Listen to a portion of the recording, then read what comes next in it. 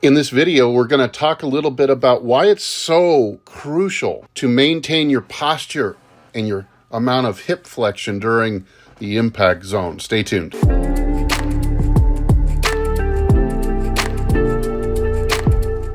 Hey, this is Steve with HitItLonger.com. I'm going to use a student of mine here to help illustrate why it's so important to maintain posture. A lot of you out there, you stand up, I know, because I see it on a daily basis. Golfers losing their posture, either standing up in the backswing, as I had someone yesterday. Most people, they push their butt in towards the ball as they come into the ball, sometimes known as early extension, but there's different forms of it. This student tends to pull their head up and away, even though the rump stays still. It stays deep, but instead they effectively go into early extension because the head pulls up and back. Now, this is a good swing I took of them. You're going to see everything falling in line. What we're really going to see here is how keeping the posture and keeping the forward bend is going to allow the arms to swing the handle path around on a much better plane, allowing really good control of the club face. So you're not going to see a perfect swing here. This is a 5 handicap, but he played to a 2 handicap just recently in a big city championship on a tough golf course. So definitely trending in the right direction with this work. What I want you to notice here, when I film him, I'll put his nose right on the palm tree here. So you can get a kind of a sensation of what his head's doing. Very steady, possibly even poking forward a little bit. Now, the first thing we're going to be looking at here is the direction of the handle as it starts down. And you're going to see in a minute when I show a bad swing, when his head pulls up and back, this handle is going to at least move outwards in front of his body towards the ball. And because of that, you can see there's some shallowing to the club shaft because it's responding to the direction. He's never been a great shallower. This is about as good as we've seen. So he's getting that club into a reasonably shallow position.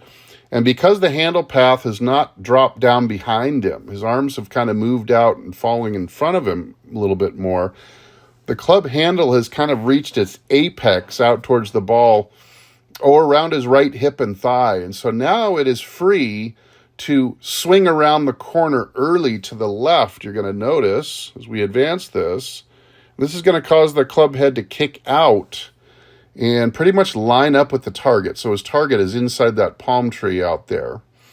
And that club shaft is pretty darn straight to it when it reaches last parallel. So you're going to see a lot of good stuff from here through the impact zone now. The club path is going to be real neutral. The divot's going to be located in a good forward spot. And watch this exit now. So the head at impact, look how static it stayed relative to the palm tree. So the butt hasn't really gone anywhere. The head hasn't really gone anywhere. So now that hand path is going to be able to work around on the arc and disappear just above the belt line, almost at the navel. Now, if you watch some really great ball strikers on tour right now, like a Colin Morikawa or an Adam Scott,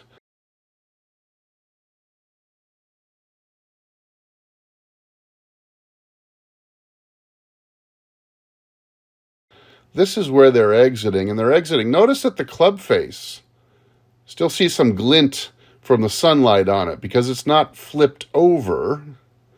It's staying square to the arc. So he's deadly. This particular student is pretty deadly. Out to about 140 yards now with his accuracy. I mean, he's hitting yardage signs 2-3 times in a row with this technique, because the control of the club face is just super good. Watch it exit. You're going to see a different exit. And the next video coming up, notice it's coming about parallel to the shoulders, coming out the armpit. And what's most important is that club face is kind of pointing back at us, kind of pointing back at the camera, because that's what square to the arc looks like. So this is an on-plane swing where the club face stays square to the arc, which makes it very easy to control. In a minute, when you see the less good swing, you could say, you're going to see a very different follow-through position. Okay, now here's a swing that's not quite as good. It's funny, I go back and look for bad swings now, and he's made some progress. So it's hard to find a really bad swing now, but you're going to see the difference here. Again, we start with the nose on the tree. Pretty good maintaining to the backswing, although you can see he's slipped about an inch, which is typical when the student's going to make a poorer swing, is he gives a hint at it in the backswing. And watch, the head is going to start pulling back, pulling back, pulling back. So you can see that head's been pulled back at least 4 inches there, right? Now, the first thing you're going to notice differently as he starts to effectively stand up, you notice the butt's not moving forward. So a lot of you out there, you get this stood up look by making your butt move forward. It's effectively the same thing when it comes to the handle path, although the weight distribution in the feet could be a little different. So what's the first move down here? You're going to see the handle of the club working more vertically down behind him. You see the first few frames look more like they're going down to his toes rather than out to the ball. And so what you're going to see, the shaft will respond to this by standing up more. So you're not going to see that nice shallowing to the same effect as you saw in the first video. The shaft's a little more straight up and down. And because the arms have dropped down kind of more behind, now the handle has not reached its apex at the right hip and thigh out to the ball, so it cannot cut back early. This is going to cause the club to get stuck. You're going to see how much more stuck that is. It's pointing at the palm tree over on the right. And this is actually not a bad swing. We've seen much worse. But when you're in this position, this is a really crucial position. A lot of blocking and hooking will come from here. Your face is going to tend to come through open. Your handle and your shaft will tend to be tall. You're going to have to flip the toe a little bit. And that's what you're going to see. The club will approach the ball more from the inside. The divot is further back. So we also have some low point issues. Club comes in taller and more ahead with the face more open than before. Again, this is not as severe as he used to be. Imagine a head pulling back 6 inches or more.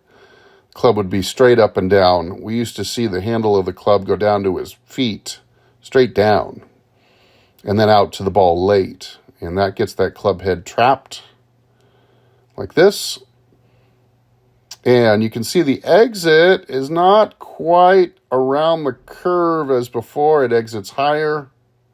It actually isn't that bad of a swing, but you can see the difference how it's now above his shirt sleeve and the toe is a little bit more flipped over. I could find you worse examples here, but hopefully you can imagine as you take this to the extreme, as you were to pull your head up or back or push your pelvis forward and get stood up more, how it's going to affect the handle path and the rate of closure to the toe of your club. And blocking, slicing, and hooking will become bigger and bigger and bigger. So just to illustrate how important it is to maintain some posture through the impact zone.